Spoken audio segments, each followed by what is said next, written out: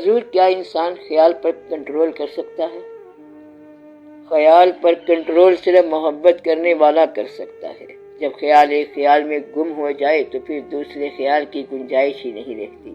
خیال نہ دور کا ہے نہ قریب کا ہے، بلکہ یہ نصیب کا ہے۔ یہ نصیب کی منزل ہوتی ہے کہ جب کوئی چاہے عطا کر دے۔ خدا نخواستہ کسی کو گھر سے خبر آ جائے کہ فائر بریگیڈ کی ضرورت ہے تو اس کو کوئی غیر خیال کیسے آئے گا؟ کبھی نہیں آئے گا۔ تو اس کے لیے تو محبت پیدا ہو جائے گی کہ یہ کام پہلے کرنا ہے۔ جب بہت ایمرجنسی پیدا ہو جائے تو آپ لوگوں میں محبت پیدا ہو جاتی ہے اور دوسرا خیال چلا جاتا ہے، تو آپ کو محو کرنے والی ایمرجنسیاں ہیں اور حادثے ہیں۔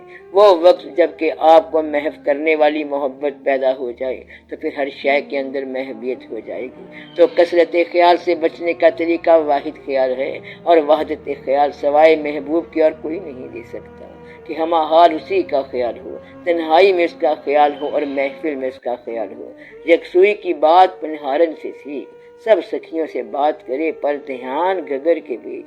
تو پانی بھرنے والی لڑکی سر پر گھڑا لیے سب سہیلیوں سے باتیں کرتی جاتی ہے، مگر اس کا دھیان گھڑے کی طرف ہوتا ہے کہ کہیں گھڑا نہ گر جائے اور یہ سلامت رہے۔ مطلب یہ ہے کہ یہ محبت والوں کا خیال ہوتا ہے کہ وہ محبوب کے خیال سے ایک لحظہ غافل نہیں ہوتے۔ تو جب ایسا خیال پیدا ہو گیا کہ انسان محبوب کے خیال سے ایک لحظہ بھی غافل نہیں رہا تو اس سے کثرت خود بخود ٹوٹ جاتی ہے۔ محبوب ہم اس کو کہتے ہیں جس کے خیال میں باقی خیال اور باقی آرزویں نثار کی جا سکیں۔ یوں کہہ لو کہ آپ کے پاس 10 آرزویں ہیں یا 15 خواہشیں ہیں، اور آخری وقت آ گیا تو اللہ تعالیٰ فرماتا ہے کہ بس ایک آرزو پوری کر لو، اور آپ یہ فٹافٹ فیصلہ کرو کہ وہ کون سی آرزو ہے۔ تو وہ جو آخری آرزو بچ جائے گی اس سے آپ کو محبت ہوگی۔ اس آخری آرزو کو ڈیولپ کرنا ہی سارا کام ہے۔ تو وہ آرزو جو باقی آرزوؤں کو کھا جائے وہ محبت ہے۔ اب نہ زمین نہ وہ زماں، اب نہ مکان نہ لا مکان، تو نے جہاں بدل دیا آ کے میری نگاہ میں۔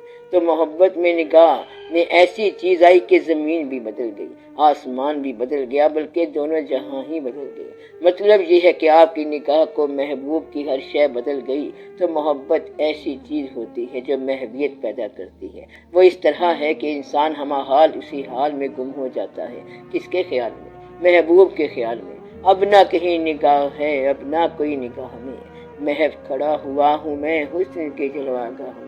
انتظار جب آتا ہے تو محبوبیت کو ٹھنڈا کر دیتا ہے۔ یہ انتظار کب آتا ہے؟ جب اللہ تعالیٰ مہربانی کرے۔ یہ نصیب سے آتا ہے، اور زندگی ایسے واقعات سے بھری پڑی ہے کہ کسی گلی سے نکل کر اور کسی موڑ سے نکل کر کوئی بات آپ کو مسرور کر دے۔ ایسے ایسے لوگ آئے اور وہ بڑے درویش تھے، ان کا نام آپ کو بعد میں پتہ چلے گا۔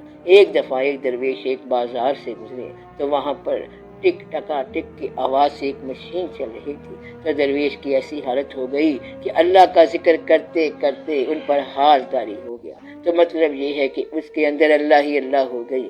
کبھی کبھی ایسا واقعہ ہو جاتا ہے کہ اللہ تعالیٰ کی وجہ تاریک کر دے، کبھی وہ احسان کر دیتا ہے، کبھی خوشی کا احسان کر دیتا ہے، اور کبھی غم کا ایسا احسان عطا کر دیتا ہے کہ ایک غم ایسا آ پڑا کہ انسان جاگ اٹھا۔ تو کبھی خوشیاں جگا دیتی ہیں اور کبھی غم جگا دیتا ہے۔ یہ اللہ کے کام ہے کہ جب چاہے بیدار کر دے۔ تو کسی نے اللہ کو قریب آ کر دیکھا اور کسی نے دور جا کر دیکھا، کسی نے آنکھ کے پردے میں پردہ دار کو دیکھا، کسی نے دار پر چڑھ کر جمال یار کو دیکھا۔ یہ اللہ کی مہربانیاں ہیں کہ جب جس کو چاہے عطا کر دے۔ بہرحال یہ مانگنے کی بات نہیں ہے اور نہ ڈھونڈنے کا کام ہے، بس یہ انتظار کا کام ہے۔ انسان انتظار کرے اور جب چاہے گا وہ عطا کر دے گا۔ وہ دیتا ضرور ہے۔ اللہ تعالیٰ آپ پر مہربانی کرے اور آپ لوگوں کو بھی جلوہ دکھائے۔